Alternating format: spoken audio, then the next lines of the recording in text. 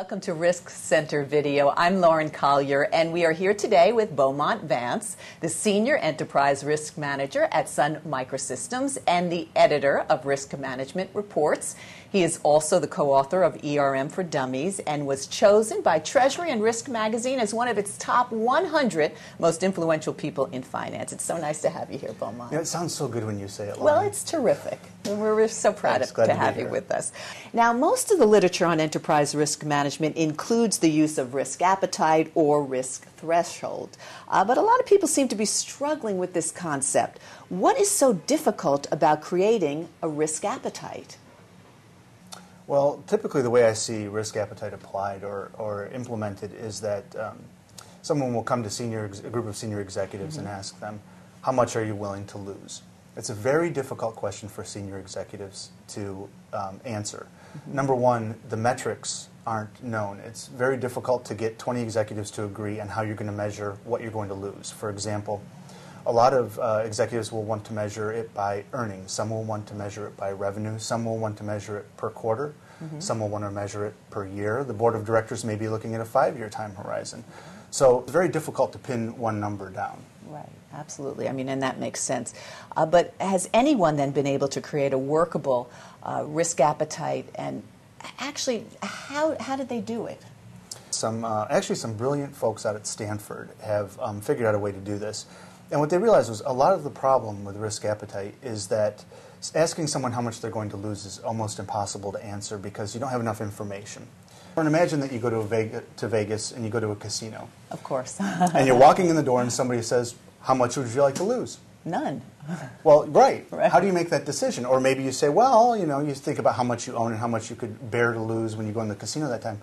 But wouldn't it help you out if somebody told you what the odds were going to be? Yes. And how much you could win? So it's very different to say, you're going to bet $10,000, $100 at a time, at a game where there's a 60% chance of winning. And every time you bet the $100, you have a chance of winning $200. Well, with those odds, you'd want to bet all of your money because the odds are in your favor. Absolutely. Very different if somebody said, well, you're going to put $10,000 on red 31 on the roulette wheel, and your chance is 1 in 500 of winning. And the payout is only going to be $500. True. Right? So people still do it, but yeah, true. Right. And actually, the folks at Stanford use something called the utility curve. And what they do is ask questions just like the one I asked you. And you can ask a series of these questions, and you can determine how risk-taking or risk-averse somebody is, and actually create a mathematical formula that will be translatable to any question or any risk appetite decision throughout the company. Terrific. Okay. Well, assuming one puts the effort into creating a risk appetite, then what is the real value in doing so? Well, the real value is that there is a tremendous difference between how senior management looks at risk in terms of their risk appetite and how line management looks at risks.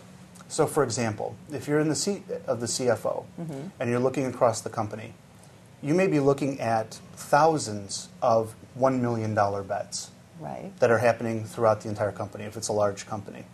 If you're down in line management, you might be looking at only one of those bets a year. So it's a very different question, to a very different situation if you're looking at taking 1,000 $1 million bets with an 80% chance of winning $10 million every time. But if you're a line manager and you're looking at one bet with an 80% chance of winning $10 million, but a 20% chance of losing $1 million, that might be more than your entire budget for the year. So down in line management, studies have shown that people are highly risk averse. Whereas at senior management level, the board level, and shareholder level, people want to take more risk because the more risk you take, the more returns you take. So in order to match those two together, you have to find a way to effectively communicate the risk appetite of senior management and bring it down to the line management level. A good risk appetite will allow you to do that. Great. Thank you so much.